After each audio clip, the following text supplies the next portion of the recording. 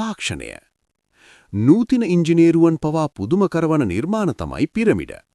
කිසිදු නවීන යාන්ත්‍ර සූත්‍රයක් නැති කාලයක ටොන් ගණන් බරති දැවැන්ත ගල්කුට්ටි මිලිමීටරයකවත් වෙනසක් නැතිව එක මත එක තබා ඔවුන් මේවා නිර්මාණය කළේ කොහොමද?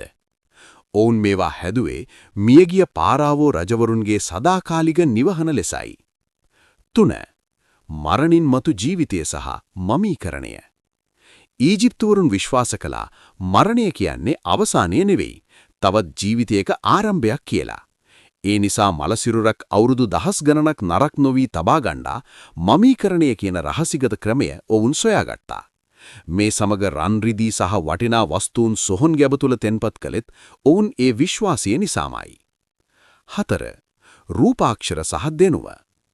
ඔවුන්ටම ආවේනික වූ හයිරෝග්ලිෆික්ස් හෙවත් රූපාක්ෂර කලාව මගින් ඔවුන් තම ඉතිහාසය ගල්පුවරවල සටහන් කළා.